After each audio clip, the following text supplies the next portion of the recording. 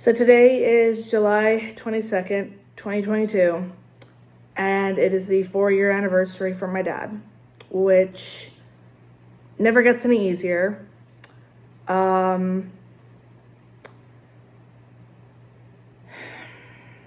So my dad passed away from stage 4 brain and lung cancer. It doesn't get any easier. People saying that time heals all wounds and time makes things better. It's like, nah, it doesn't. I mean, for me, at least, I was like super, super, super close with my dad. So when people say they're like, yeah, time makes it easier, I'm like, you're wrong. You're so wrong. That could be your situation, but it's definitely not mine. Doesn't make the hurt any less.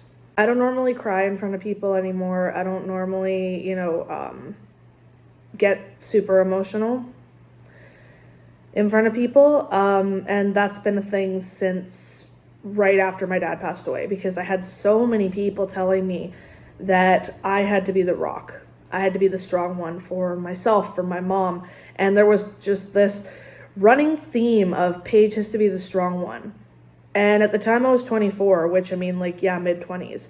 But still, like, I'm his daughter. I'm still trying to actively process everything just as much as the rest of y'all are. But more in depth, because he was my family. And he'll always be my family, but it's a family member who I was incredibly close with. And it makes me nuts, the fact that people continuously said that to me.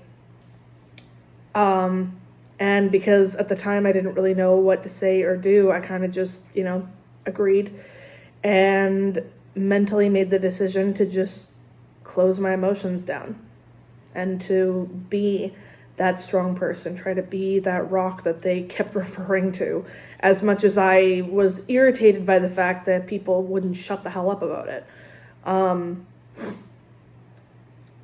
And that wasn't a smart decision on my own part, because it kind of suppressed my own grief in a way. It didn't allow me to process things properly, if you know what I mean. So it was a screwed up situation. Over the last 4 years, especially the 2 years during the pandemic, I've had the privilege of meeting a lot of amazing people who I now consider a second family, who I know will listen, and I know I can come to and talk to, and I can be raw and real with my emotions and not get chastised for it and not get told down for it. Like I'm allowed to feel something around these people, and they've been nothing but supportive and amazing, and I'm just so grateful and thankful. Last night I planned on having a couple drinks and playing video games by myself. That was my thought process, and then I got invited to play League with a bunch of the girls, and I laughed so hard that my stomach hurt, which was so incredibly needed. And I thank you guys for inviting me to play. It was awesome, and I always love playing with you guys. It gave me a nice distraction, and with my friends, I'm incredibly silly competitive. Like, I'm not actually competitive, because that's not how I roll.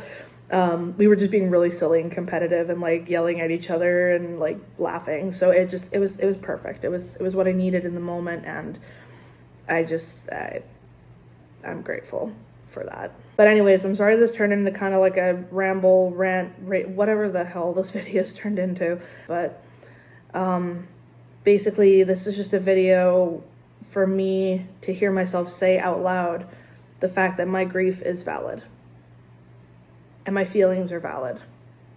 And I can be strong, yes, but everyone has moments of weakness. And so what if I have a moment of weakness? Because that's such a freaking horrible thing, right? I have to be a wall of stone all the time. No, I don't. I'm allowed to feel. I'm allowed to cry if I want to. Because I have valid feelings and valid emotions, and my grief is there. I lost my dad. It's been tough. 4 years is a long time. Sadly, I remember everything like it was yesterday. And I just hope that I'm doing right by him. That's all I hope. That's all I want. That's all I want. Anyways, thank you guys for listening to this and for listening to me. Yeah. Thank you guys for listening and for watching. And I'll see you guys next time. Thanks. Bye.